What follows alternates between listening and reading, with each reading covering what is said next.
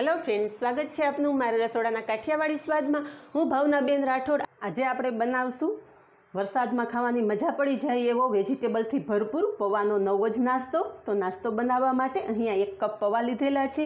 આ પૌવા રેગ્યુલર પૌવા છે, જે તમે પૌવા બટેકામાં ઉપયોગમાં લ્યો છો એ પૌવા જ અત્યારે મેં લીધેલા છે। તમે તમારા ઘરમાં વપરાતા કોઈ પણ પૌવા આ નાસ્તા માટે ઉપયોગમાં લઈ શકો છો। પહેલાં તો પૌવાને સારી રીતે ધોઈ લેવાના છે। તો પૌવા ધોઈ લેશું। પૌવાનો ઉપયોગ કરતા પહેલાં પૌવાને સારી રીતે ચાળી અને પછી જ ઉપયોગમાં લેવાના છે। તો હાથેથી ચોળી અને પૌવાને ધોઈ લેશું। પૌવાનું પાણી કાઢી નાખશું। તો પૌવા સારી રીતે ધોઈ લીધા છે। હવે પૌવાને આપણે પલાળવા માટે પાણીને બદલે દહીંનો ઉપયોગ કરશું। તો અહીંયા મેં 1 કપ ઘરનું જમાવેલું જ દહીં લીધું છે। તો પૌવા સાથે દહીં નાખશું। દહીં નાખવાથી આ નાસ્તો એકદમ સોફ્ટ બનશે। અને આ નાસ્તો આજે આપણે 2 રીતે બનાવશું। તો વિડીયો બિલકુલ સ્કીપ કર્યા વગર જોજો। દહીંને પૌવા સાથે સારી રીતે મિક્સ કરી લેશું। અહીંયા તમે જોઈ શકો છો કે પૌવા સાથે દહીં એકદમ સારી રીતે મિક્સ કરી લીધું છે। ઢાંકણ ઢાંકી અને થોડીવાર સાઈડ પર રાખી દેશું। હવે પૌવામાં નાખવા માટે આ વેજીટેબલ સમારી લેશું।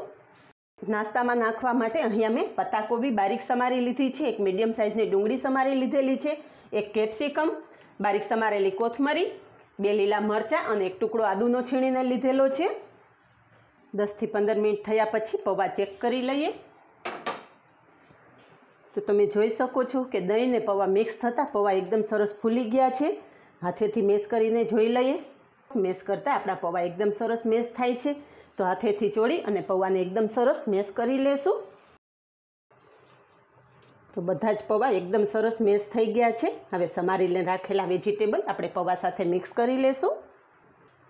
તો કેપ્સિકમ, બારીક સમારેલી ડુંગળી, જો તમે ડુંગળી ના ખાતા હોય તો ડુંગળી સ્કીપ કરી શકો છો અને વેજીટેબલ પણ તમારી પસંદગી મુજબના બીજા પણ ઉમેરી શકો છો।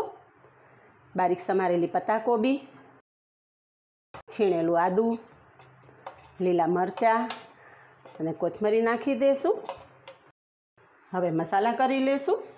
મસાલામાં 1 ચમચી ધાણા જીરું પાવડર, 1 ચમચી લાલ મરચું પાવડર, અડધી ચમચી હળદર, અડધી ચમચી ગરમ મસાલો, અડધી ચમચી ચીલી ફ્લેક્સ લીધા છે। જો તમે બાળકો માટે કરતા હોય તો ચીલી ફ્લેક્સ સ્કીપ કરી શકો છો।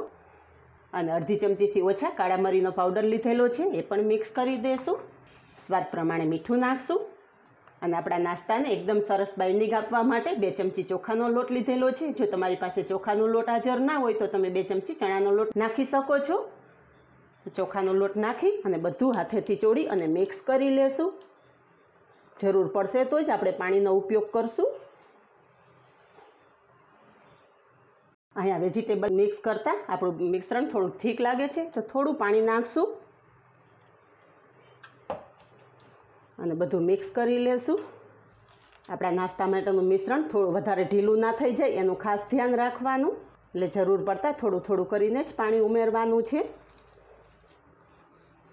તો અહીંયા તમે જોઈ શકો છો કે આપણું મીડિયમ થીક એવું મિશ્રણ તૈયાર થઈ ગયું છે। અને હાથેથી ભેગું કરતાં આ રીતના બોલ બને એ રીતના આપણું મિશ્રણ હોવું જોઈએ, વધારે ઢીલું ના હોવું જોઈએ। તો હવે નાસ્તો બનાવી લેશું। તો નાસ્તો બનાવવા માટે આ રીતના નાનો બોલ જેટલું આપણે મિશ્રણ લેશું। તો તમે ઈચ્છો તો આ રીતે ટીકી બનાવીને પણ નાસ્તો બનાવી શકો છો, પણ આજે આપણે આને મેંદુવાળાનો શેપ આપશું। તો વચ્ચે આંગળીની મદદથી આ રીતના હોલ્સ કરી લેશું।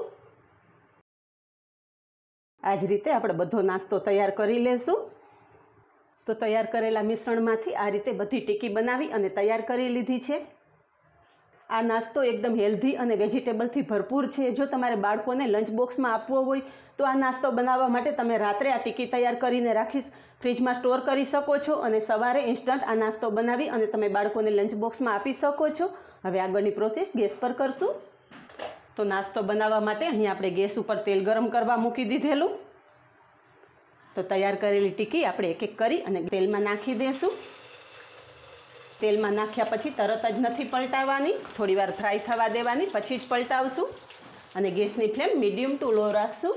વધારે ફાસ્ટ ગેસે જો આ ટીકી તળશું તો ઉપરથી તો તળાઈ જશે પણ અંદરથી કાચી રહેશે। હવે થોડીવાર પછી ટીકી જોઈ લઈએ।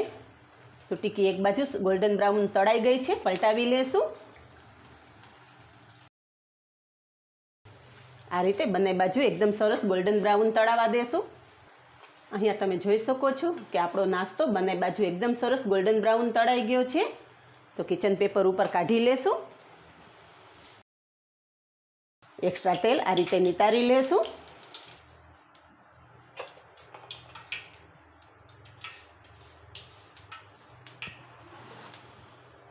આ રીતે બાકીનો નાસ્તો પણ તળી લેશું। મેં આગળ કહ્યું એમ આપણે આ નાસ્તો બે રીતે બનાવશું। જો તમે નાસ્તા કે બ્રેકફાસ્ટમાં તેલવાળું ખાવાનું પસંદ નથી કરતા તો આ નાસ્તો તમે તેલ વગર પણ બનાવી શકો છો। તો એના માટે મેં અપમ પાત્ર લીધેલું છે। અપમ પાત્રમાં આપણે થોડું થોડું તેલ નાખશું। આ 1 ચમચી તેલમાં જ તમે આ નાસ્તો તૈયાર કરી શકશો। અને આપણે નાસ્તા માટે જે મિશ્રણ બનાવેલું એમાંથી મેં આ રીતના નાની નાની ટીકી તૈયાર કરી લીધી છે। તો આપણે અપમ પાત્રમાં તેલ નાખ્યા પછી તૈયાર કરેલી ટીકી બધી આ રીતને અપમ પાત્રમાં ગોઠવી દેશું। ગેસની ફ્લેમ એકદમ ધીમી જ રાખશું અને ઢાંકણ ઢાંકી દેશું। 2 થી 3 મિનિટ પછી ચેક કરી લઈએ। તો ટીકી એક બાજુ સરસ ગોલ્ડન બ્રાઉન થઈ ગઈ છે, પલટાવી લેશું। તો બધી જ ટીકી પલટાવી લીધી છે, પાછું ઢાંકણ ઢાંકી દેશું। હવે થોડી વારમાં જ તમે જોઈ શકો છો કે આપણો નાસ્તો બંને બાજુ એકદમ સરસ ગોલ્ડન બ્રાઉન થઈ ગયો છે। તો તૈયાર થયેલો નાસ્તો એક પ્લેટમાં લઈ લેશું। ગેસની ફ્લેમ બંધ કરી દઈશું। તો અહીંયા તમે જોઈ શકો છો કે માત્ર 1 જ ચમચી તેલમાં પણ આપણો આ નાસ્તો એકદમ સરસ સ્વાદિષ્ટ એવો તૈયાર થાય છે। તો નાસ્તો સર્વ કરશું।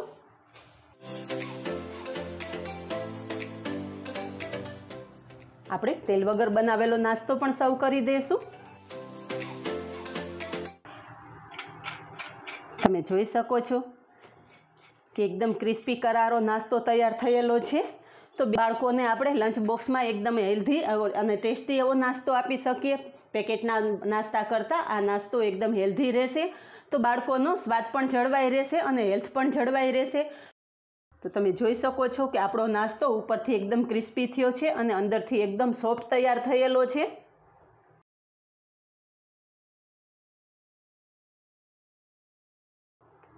અંદરથી એકદમ સોફ્ટ અને ઉપરથી ક્રિસ્પી એવી આપણી આ તેલ વગરની ટીકી પણ એકદમ સ્વાદિષ્ટ જ બને છે।